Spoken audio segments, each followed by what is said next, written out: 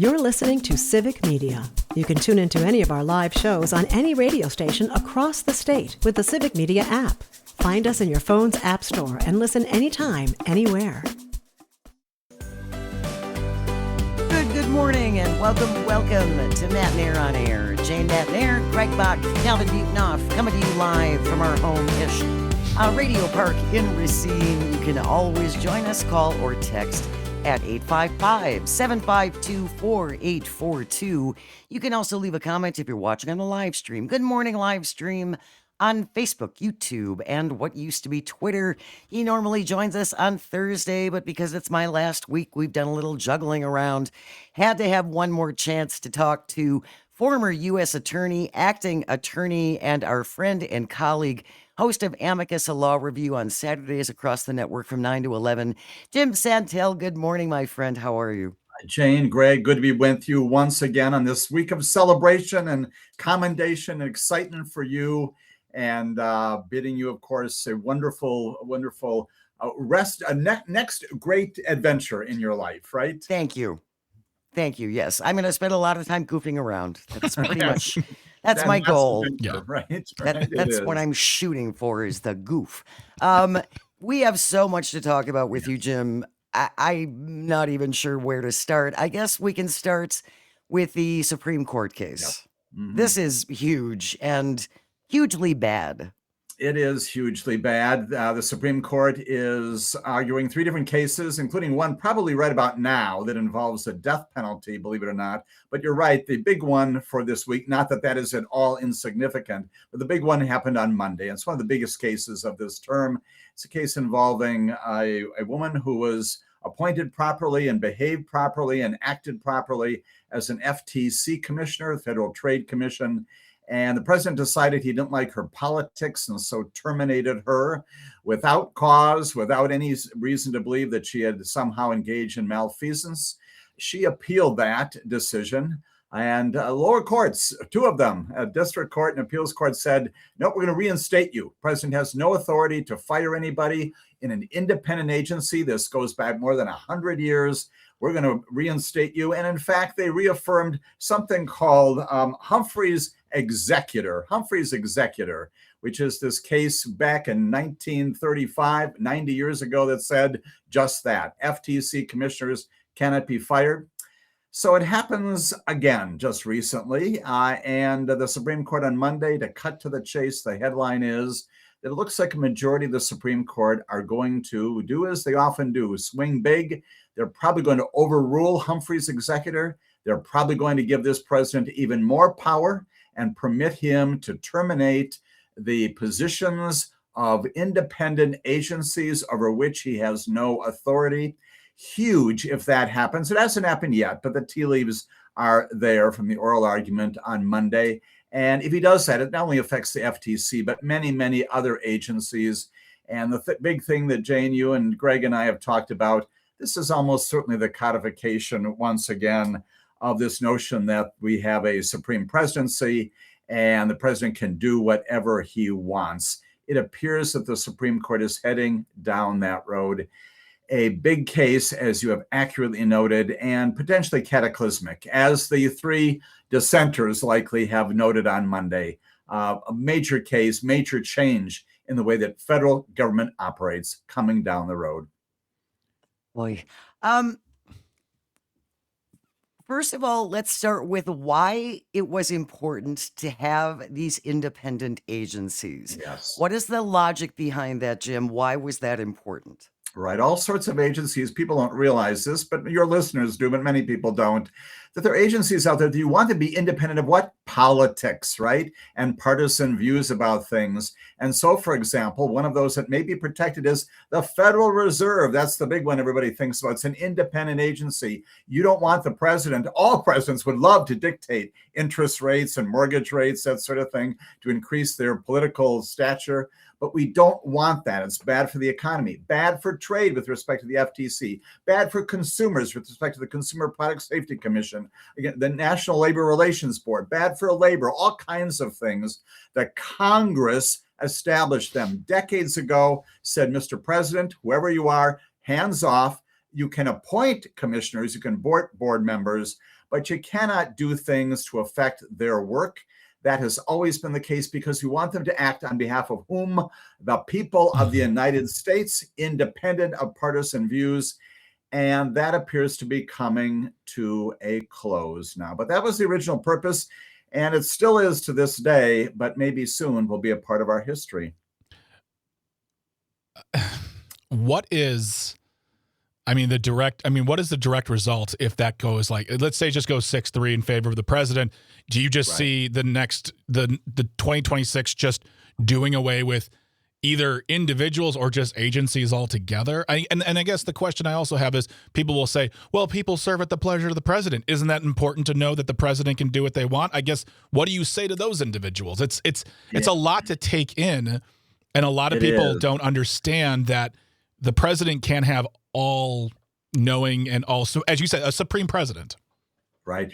And it's also, the three of us have called this before, the unified executive theory. That's what this is. That comes right out of Project 2025 that you, Jane, and you, Greg, have talked about so frequently. This is that concept incarnate. And yeah, it does require, your listeners will do it, but it requires all Americans to get a little wonky and say, what is the difference between those positions, cabinet positions, Department of Labor, Department of Justice, State, Commerce, Agriculture, all of them out there that are directly within the president's, the executive branch, and those that are not created that way. That's a fundamental notion that everybody's got to embrace. We've been doing this for decades or so, ever since FDR, even before, when we created these agencies that do the work. They are supposed to be independent. And once again, it's your Congress that said that. That's not just Jim Santel or three members of the Supreme Court who said it. The Congress said we don't want any president, Republicans or Democrats, to be in control of these agencies.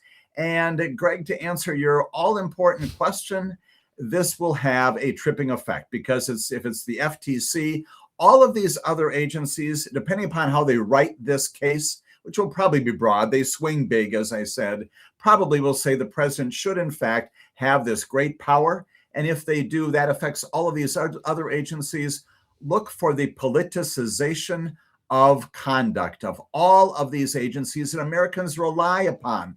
Again, the Consumer Product Safety Commission keeps the equipment in our homes safe and secure.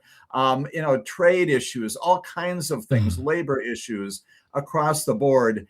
And all of that potentially going away and being at the whim of a president who will make policy based not upon the best interests of America, could be, but doesn't have to be, right? No. Based upon what politics might command or might dictate to that particular president. That is a fundamentally, wildly different way of operating the federal government. Final comment I'll make about this, I'm going on long, I know, but it's so important as you recognize that this is also part of John Roberts' long plan. When he was back in the White House, he talked about this. We have talked on this wonderful show about that decision back in July of 2024, saying the president is all powerful, can't be entangled with things like criminal prosecutions, has to be strong, can't be feeble, has to be muscular, do all these things. This is that. This is that incarnate. Welcome to the new American federal government sometime in the next several months. If you're just joining us on Matt and Air on Air, our guest is our friend and colleague and host of Amicus, a law review on Saturday mornings from 9 to 11 across the network. Jim Santel is here. We are talking about the Supreme Court, them hearing a case that would essentially allow Donald Trump as president to get rid of independent agencies and just do what he wants. And I guess my question, Jim, is for John Roberts and the Supremes who are leaning in this direction, is this indicative that they don't think another Democrat is ever going to be president? Because it seems like you're doing this for this guy. What if the next administration is a Democratic administration? Or just a Republican who hates this? Right. Anybody who's got a sense of that thing called the Constitution and the way that our system has been established, right? One way or another, Donald Trump is not going to be our president in about 4 years from now. Somebody else will be there. But the Supreme Court announces, say in March, say in January, say in June, that you've got complete authority over all of these agencies. It was never the case before.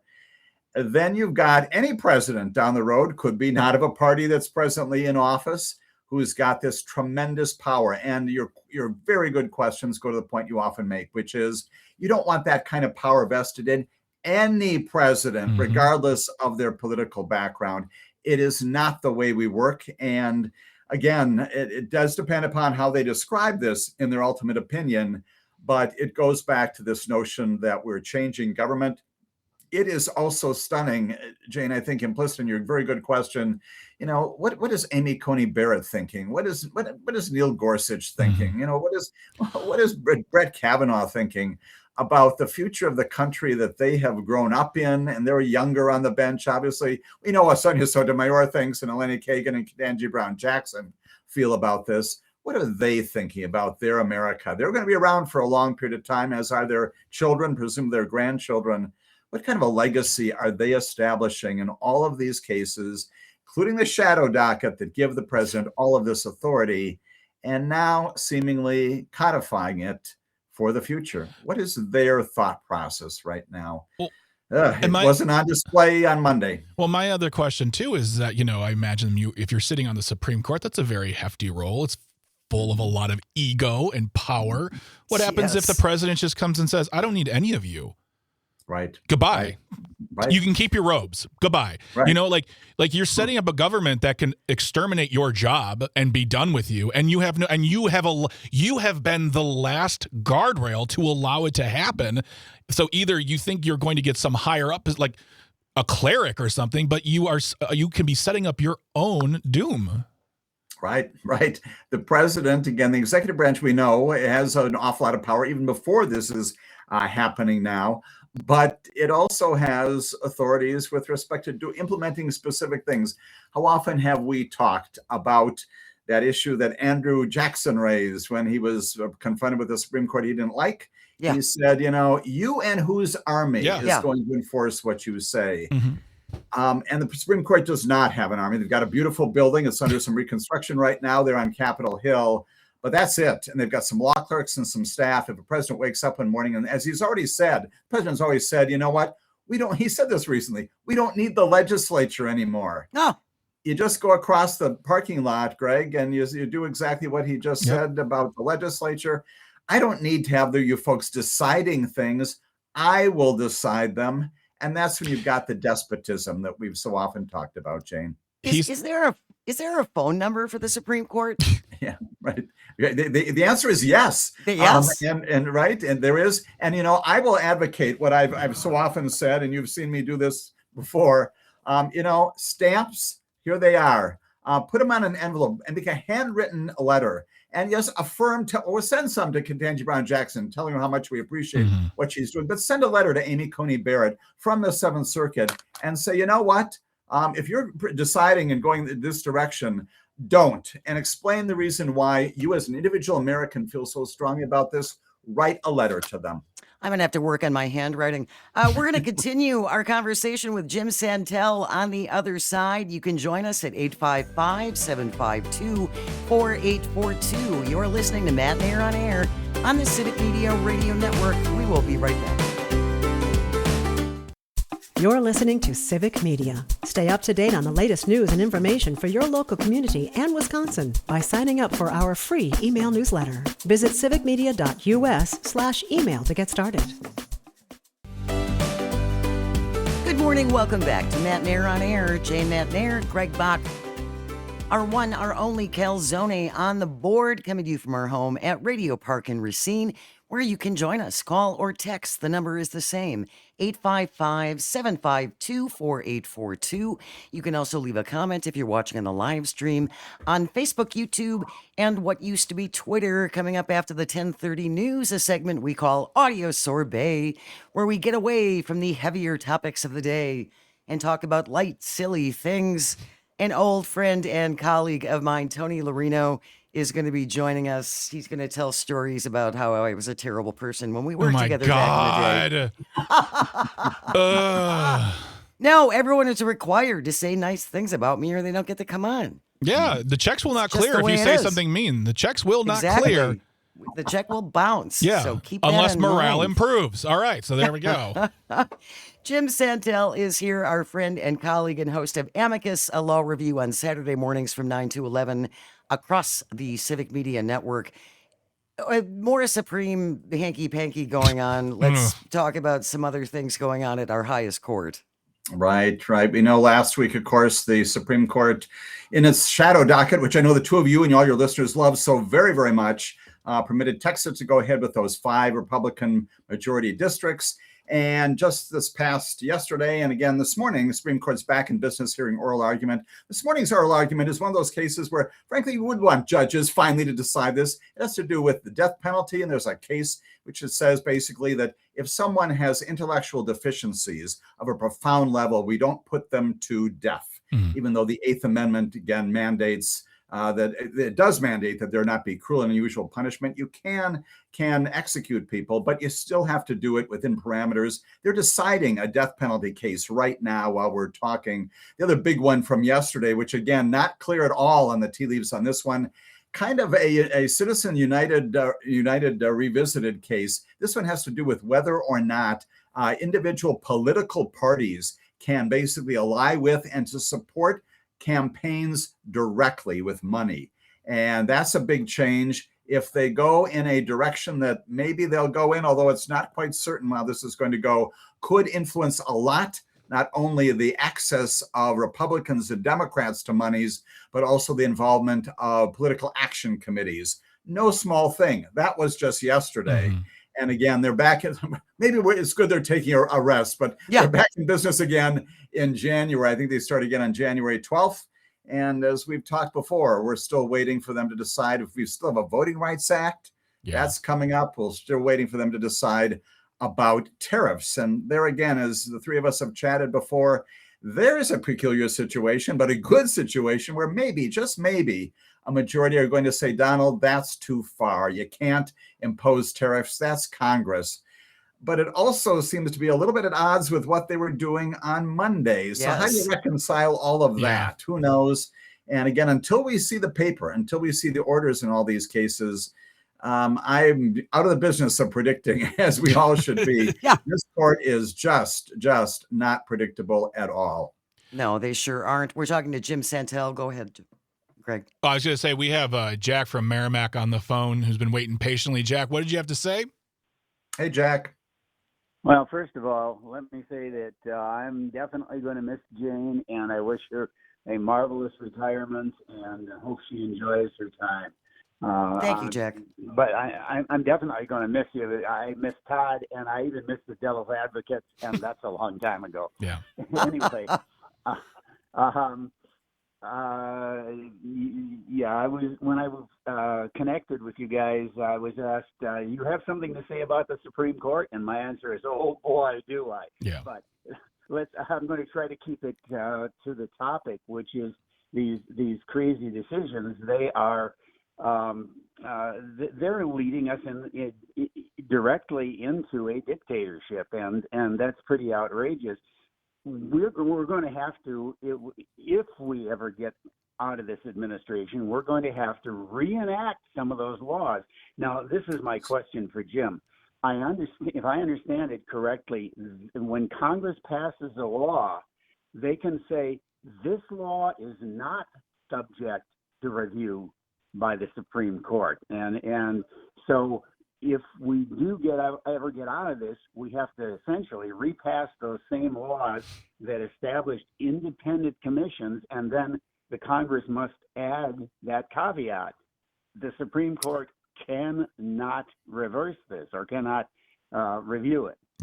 Thank you very much. Thanks, Jack. Thank you, Jack, for the call. You always get somebody who will even petition on that, challenge that. But your point, Jack, is an important one, which is Congress always has voting rights issues, commerce issues, Citizens United. Congress always has the opportunity to do a legislative fix. And that's pending in the Congress right now in all these cases. Where is our legislature? That's your point, Jack, right? To take action. Maybe it won't do it right now. Maybe it could undertake some of that in the latter half of the Trump administration. Donald Trump won't sign that, but at least we've got some options down the road. And the legislature could be the key to reversing much of what we're talking about right now. You're spot on, Jack. One thing, I'm sorry, Greg. Oh, One go thing on, we're go not going to have time to get around to, and I left a note for myself that essentially said, "Pretty girl loses job for which she's not qualified." Alina Habba's out of a job. Yes, out of New Jersey. She is gone again because Oh. they improperly, can you imagine this? They improperly appointed her. Meanwhile, Lindsay Halligan's still in her job and got judges in Eastern Virginia saying, "What are you doing here? We're not accepting your petitions." But you know what, Jane? You know what? There's something else. There is another wonderful woman, and it's you. And you are in this position. I want to tell you that before the end of the week, you're going to be the recipient of, that's right, these pretzel bites. They're coming in your direction. And yes, indeed, there's also a cake that has your name on it. Here it is. And it's going to be for you. It says, my baker just said Jane on it. Oh, man. Jim. Jane, always to be with you. Put the my best pretzel wishes bites to on the my cake. friend. We're looking forward to a whole lot more of that in the future. Not goodbye, more of the same. You are the best. Jane, Thank you so much, my friend. Jim Santel, his show is fabulous. Listen Saturday mornings, 9 to 11, Amicus, a law review. Thank you so much. News is next. Stay with us. You're listening to Matt Nair on Air on the Civic Media Radio Network. Pretzel bites for everyone. Woohoo! Good morning. Welcome back to Matt Nair on Air. Jane Matt Nair, Greg Bach, Calvi-Tini on the board, coming to you from our home-ish at Radio Park in Racine. You can join us. Call or text at 855-752-4842. Leave a comment if you're watching on the live stream on Facebook, YouTube, and what used to be Twitter. Coming up in about 15 minutes, we'll wrap up the show as we always do with This Shouldn't Be a Thing. Today, All I Want for a Christmas Edition. It's going to be a good one. I hope you can stick around for that. Right now, we are joined by a good friend and former colleague. He is with Throwback Nation Radio. The one and only Tony Larino is here for Audio Sorbet. Good morning, Tony. How are you doing? Jane, how are you? I am great. I am excited. I'm nervous. I'm all the things. What do you have 3 days to go. Nervous about? You get to sleep in. Wait, I'm sorry, guys. I'm sorry to interrupt. I know I'm the new guy here on this station, but what are we talking about? What's going on? What's happening? Greg, Friday is my last show because I'm retiring. Hold on. No one told you this? What? How am I just finding out about this right now? Do I get to retire? Do I get to retire? Not yet. Oh. Not yet. Just a couple 20-ish years and you'll be good to go. It's generous. No, I'm very excited. Yeah. I am, but I'm gonna miss it too, Tony. This has been my life for 44 plus years, and I'm gonna miss the discussions we have. I'm gonna miss the intellectual discussions that we have, and all the silly, ridiculously stupid stuff we talk about too. Mm-hmm. Well, we laugh so much. It's such a gift. it is. Yeah, and Greg, you and I have gotten to know each other a little bit here off the air. Jane and I worked together at one of her previous stops, and I was the producer of the morning show at that point. And working alongside Jane, we would sit around on the back patio of the radio station and come up with some of the silliest ideas. Yes. And just spitfiring on what was going on where we were trying to find humor and put it into words. And Jane has a fantastic comedic timing. We've all known that for a long time. But Jane's theater background, the fun that she has being a performer and, getting into it a little bit, people take that for granted. And people took that, I think, for granted at our previous location where we were, in that they didn't always think of Jane as willing to be the actor that she is. And so when we started coming up with things, and I pulled out a couple clips here, Jane, so you don't know, you may or may not know about, you don't know about this. I don't know. But Greg, can we pull up one, the Summerfest one? Yeah, Do you have that one? We pulled one of the Summerfest ones. Calvin, please play the Summerfest clip. Great heroes of Summerfest. Today we salute you, Mr. Useless Souvenir Seller Guy. Mr. Useless Souvenir Seller Guy. Without you, Mr. Useless Souvenir Seller Guy, where would bright-eyed tweens waste their allowance on trinkets to clutter up their bedrooms? Becky, go clean it up now. From overgrown Dr. Seuss hats to glow-in-the-dark anything. 2 for $5. I love that line. Sir, are the champion of impulse buys in 85-degree heat. I want a feather boa. Yeah. Inflatable? It's undebatable. You are the conquistador of crap. Big love, SpongeBob. 3 cheers for tchotchkes. Hip, hip, hip, hip, hooray. And you, Mr. Useless Souvenir Seller Guy. Mr. Useless Souvenir Seller Guy. Yeah. You probably haven't heard that, Jane, in about 17 or 18 years. Do you- have you? can I tell- Tony, I completely forgot about that. Can I tell a little story that might be a little embarrassing for Jane, but it made me laugh when you sent this, Tony? Like earlier this year, we were talking about like our favorite commercial campaigns, and I think that the progressive one that's out right now, that's like you don't have to turn into your parents. That is an amazing one. But I always thought that the Budweiser Real Men of Genius was one of the best. And Jane's going, I've never heard of that one before. And I'm like, oh, okay. And I tried to explain it to her, and I showed her one, and she thought it was great. And then you sent this to me. I'm like, what? Wait a That minute. was a long time ago. It was 10 years. I'm just kidding. No. It was. That is a perfect Yeah, spoof on a great commercial. Oh gosh, Tony, and you sang that. You sang those high parts. That's Really amazing. poorly. Oh, that is really 2 for so $4. funny. Yeah. That was wonderful. $5. That was great. The I thing loved of it is, and this was something, Jane, I was a theater kid in high school too, and you reinstilled this in me as we worked together at the old place. And that was, you got to leave it all out there sometimes. Mm-hmm. You got to stand by your opinion. If we're talking about issues and real important stuff, you got to stand by your opinion. You got to back it up with facts, back it up with your experiences, back it up with your feelings. But if we're doing stuff that is completely silly, you got to stand by it too, and you got to own it. Yep. Absolutely. Even if it is trying to hit high notes on the conquistador of crap and stuff like that. You know, you just got to own it and know that this is a performance art that we are involved in. And it's okay if you're making fun of yourself a little bit. It's okay. You if should it's make not- fun of yourself. Oh, it's good self-deprecation. for you. Yeah. Yes, it's good for you to there's be a- able to laugh at yourself. There's a saying that goes in all comedy and really any sort of performance. It's commit to the bit. Go in full force. Do not wink at the camera. Be as much of the character as you can be.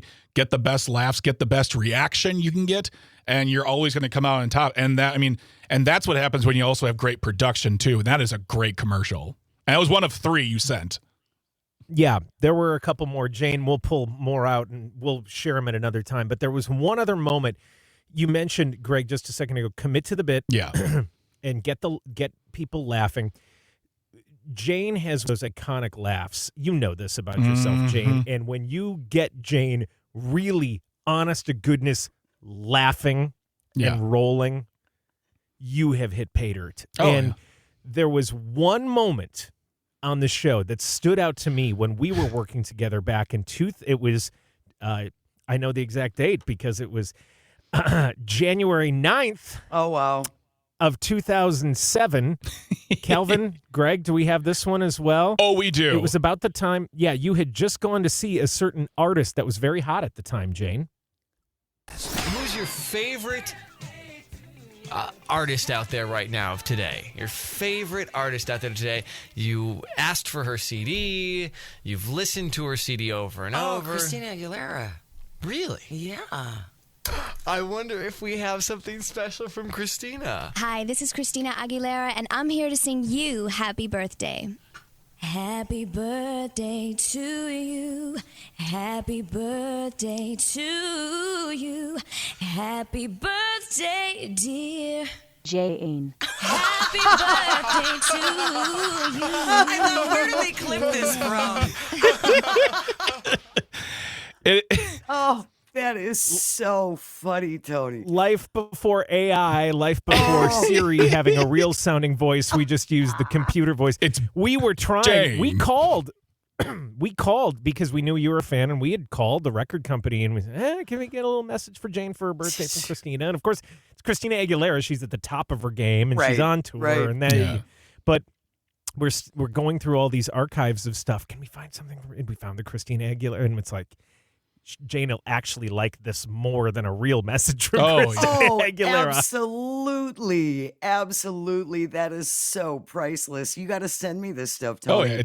I've been a bad disc jockey over the years. I don't save things. I didn't save things because who's going to care about that? Who's got room for that many VHS tapes, Jane? You're the kind of media person that my wife would appreciate, because she's like, why do we need all these CDs in the back still? So you save everything. If you're just joining us on Matt and Aaron, on Air, we're talking to Tony Larino from Throwback Nation Radio, who's also a dear friend and former colleague of Jane, Matt and Air, who we are celebrating on Audio Sorbet this week because it is your final week. It is my Jane's last week, day 3. Dun, dun, dun. Yeah, there it is. Thank you. And one of the things, Jane, that has been your concern and has been the people who are coming on talking to you from your yesteryears, and you're always like, I just hope I was a good person. I hope I was nice to them. I hope they and I'm going to say this is that I've seen retirements before, and when someone who isn't regarded or not liked it retires, it's I'll get a card or tell them I say congratulations or something very, very professional but non-committal. The amount of people who've come out and said things to you, talked about you from your old days, from your current days, it, I think, very much shows you've not only had a good impact on what you do, but also how you've impacted the people and the message you've conveyed throughout the years. And I'm going to add to that, Greg, and that comes down to two things. When I think of Jane, Matt, and Air, I think of kindness. I think of kindness, watching out for other people, watching out for the people around her. Jane, we're not going to talk about this one on the air, but she did some things behind the scenes for me personally that were above and above and above and beyond for someone who was just in my early years in the business. Yeah. And so gracious and kind. So kindness is number one, but also principled. Because you can be kind, right? And not have, not care about what's coming out of the speakers or not care about the product. Jane cared. She was principled in the way that she approached what we were doing on the air, that we were going to do good things in the community, the Stuff the Bus events and all the food that was raised for years and years and years with Feeding America, and now being able to exercise different muscles of that with Civic.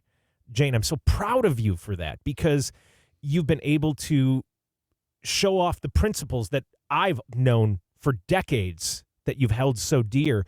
And when you were working in music radio, it's a different beast. You don't always have the time. It's not the format. It's not this. But you've been able to talk about things that are near and dear to you. Your work with animals through the years, all the different Humane Society work and charity work. You're real, you're principled, and you're kind, and we are all better people for having you. And you may be retiring, but your spirit is going to live on with people like me that you've helped mentor, people that you've taught through the years, people like Greg, so many others as well. That is so kind of you, Jane. Tony. You're getting compliments. So do you need some tissue? Yes, they're in the There you go. studio. Thank you for yes. No they're problem. too far away from me now. No, I would really. I worry because you forget, and I really hope I was good to people. I can think back of instances where I should have been better, and I could have been a better mentor to people, and I regret that. And so I would like to think I learned from some really good examples of wonderful partners that I worked with on how to treat people. I also learned some really bad examples from other people I worked with on how not to treat people. So hopefully I followed the good folks that I had the good. Oh, you sure did. The good you have a fortune lot to be proud work of. with. And so do you. Tony Larino, thank you so very much, my friend. You got to send me those spots. Congratulations. That's hilarious. Oh, God, those are hilarious. You're getting a hard drive full of stuff, Jane. Congratulations. Thank you so much. Thank you, Tony. Love you, my friend. Stay with us. We're going to wrap it up with This Shouldn't Be a Thing, All I Want for Christmas edition. You are listening to Matt and Air on Air on the Civic Media Radio Network. You're listening to Civic Media. Find the latest news, information, and archives of all your favorite shows on the Civic Media website, civicmedia.us. Good morning and welcome back to Matt Nair on Air. Jane Matt Nair, Greg Bach, Calvinator on the board. Coming to you from our home-ish at Radio Park in Racine, where you can join us. Call or text. The number is the same, 855-752-4842. You can also leave a comment if you're watching on the live stream on Facebook, YouTube, and what used to be Twitter. Thanks again to our guest this morning, Andrew Watkins, Jim Santel, and my old colleague and friend, Tony Lorino. Is it bad to laugh at your own stuff? Greg Bach, you're a stand-up comic. Oh God, I'm hilarious. Are you kidding me? I have there's a video of mine on YouTube that has 700 views. I think 494 of them are me just going, I am good. funny. I'm so that funny. clip he played of that spoof commercial we did, I had completely forgotten about that. Oh God, honestly, that was hilarious. Jane, that is growing up, that was the morning radio I listened to, where the fun, don't get me wrong, I love what we do here. But there's something about that, the 80s, 90s, 2000, that morning 6 to 10 a.m., get you up in the morning, cup of coffee, making you laugh, and you do silly things. Yeah, and Tony's right. You have, in my opinion, iconic radio laugh. It's whether you're laughing with or at, it's rich, it's deep, and it's passionate. It is passionate. There's no doubt about that. Yeah. Well, again, thanks to Tony for that. That was so much fun. We're going to have more people coming through. More people coming through this week. We have two very special friends coming in tomorrow. Yep, we're not going to tell you who. Not right now. I know who they are. No, not you. I'm telling them. I'm teasing it. They got to come by and stop by for the show. We have two special guests coming in tomorrow. You know their names. Mm-hmm. And it should be a lot of fun. So I hope you can join us for that. Right now, Calvin, yeesh, it's 10:55. That means it's time for... This shouldn't be a thing.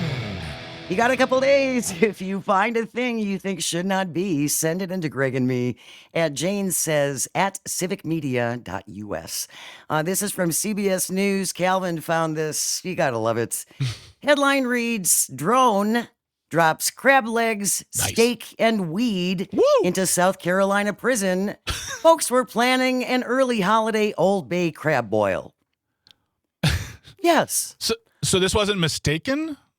Oh, no. 'Twas 3 weeks before Christmas, and across the prison yard, a drone-dropped package was found by a guard with steak, weed, and crab legs and cigarettes for days.